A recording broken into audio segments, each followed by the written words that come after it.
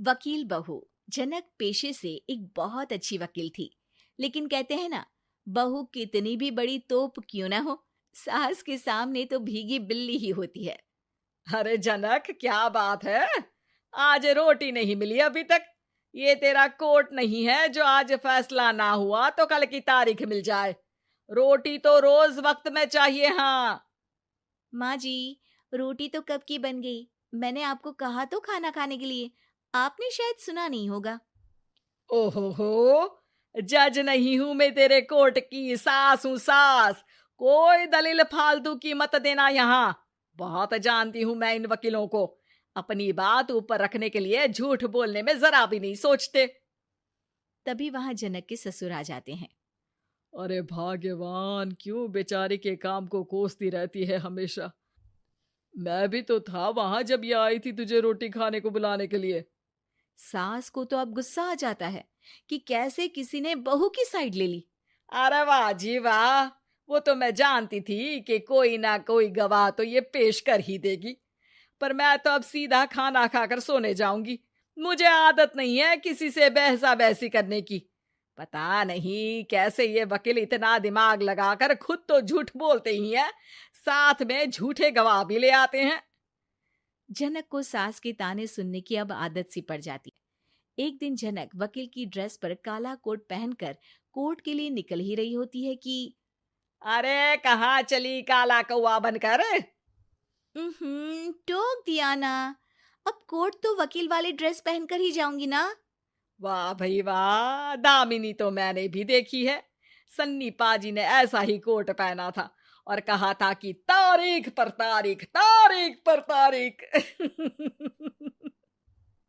मतलब कि कोई बात करनी है तो बोलिए, वरना वक्त नहीं है मेरे पास खराब करने के लिए। अरे पता नहीं तुझ में क्या देखा मेरे बेटे ने, सारा दिन वकीलों वाली बहस करती है, भोली भाली सास के साथ। अच्छा सुन, जो इतनी बहस मेरे आगे करती है ना, जरा अपने बॉस से कर ले, जो 1 साल भी ना हुए तेरी शादी को और काले कपड़े पहना दिए। अंदर जा और लाल कोट पहन कर आ, पता तो चले कि नई नवेली शादी हुई है। अरे माँ जी, कोर्ट में मेरा बॉस क्या करेगा? ये तो पूरे देश की ड्रेस है वकीलों के लिए। लेकिन सास तो ठहरी सास। अच्छा, तो कोई जरूरत नहीं है 2-4 साल कोर्ट जाने की। शादी थोड़ी पुरानी हो जाए तब इजाजत दे दूंगी मैं तुझे काले कपड़े पहनने की। अब क्या था, मन मारकर जनक को लाल रंग का कोट पहनकर कोर्ट जाना पड़ता है। उसके जाने के बाद आहा, बढ़िया, ये पूरे देश की ड्रेस की बात करने वाली। अरे पहना दिया ना लाल कोट। अब सास आए दिन या तो जनक को उसके काम का ताना देती, या फिर उसका काम छुड़वा देने की धमकी। तंग आकर एक दिन जनक पति से कहती है, मैं सोच रही हूँ कि कोर्ट जाना बंद ही कर दूं। अरे क्यों यार, इतना अच्छा करियर है, क्यों छोड़ने की सोच रही हो? अरे लाल रंग का कोट पहनकर जाना पड़ता है। हर बात पर सास ताना देती है कि वकील तेज होते हैं, सवाल जवाब करते हैं, झूठी दलीलें देते हैं। अरे तो ठीक है ना, वो जो कहती है अपनी समझ से कहती है, लेकिन तुमको तो पता है ना कि सच्चाई क्या है। जनक को पति की बात से हौसला मिलता है कि तभी घर पर कुछ लोग आ जाते हैं। अरे आइए पंच साहब, कैसे आना हुआ? अरे भाई साहब, सुना है कि आपकी बहू वकील है। तभी वहां सास आ जाती है।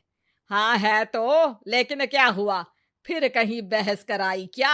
अरे हम तो खुद दुखी है उसके व्यवहार से। अरे भाभी जी, आपको तो पूरा मोहल्ला जानता है कि आप कितना बोलती है। फिर हम यहाँ बहू रानी की कोई शिकायत नहीं, बल्कि अपनी परेशानी लेकर आए हैं। ससुर जी खुश हो जाते हैं। हाँ हाँ, मैं भी बहू को बुलाता हूँ। जनक वहां आती है, सबको नमस्ते करके बैठ जाती है। बहू रानी, हमारे गांव में बड़ी मुसीबत आ गई है।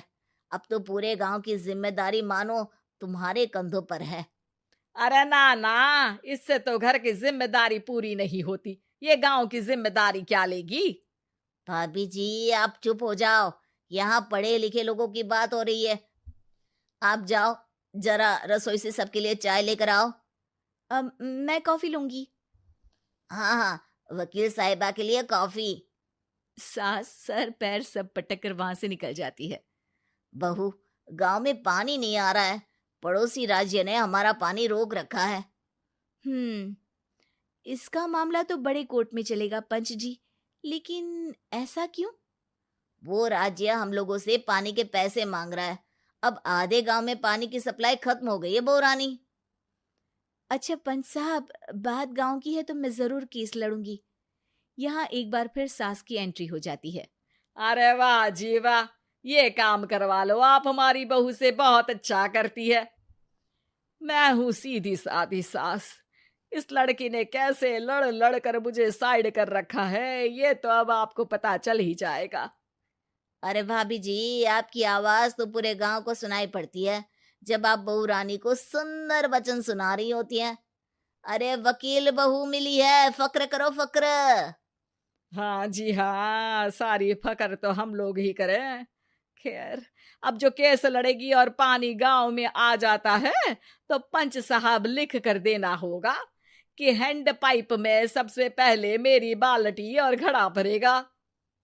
अरे फिर तो हम बहू रानी के नाम पर घर पर ही सप्लाई दे देंगे, लेकिन ये इतना आसान नहीं है।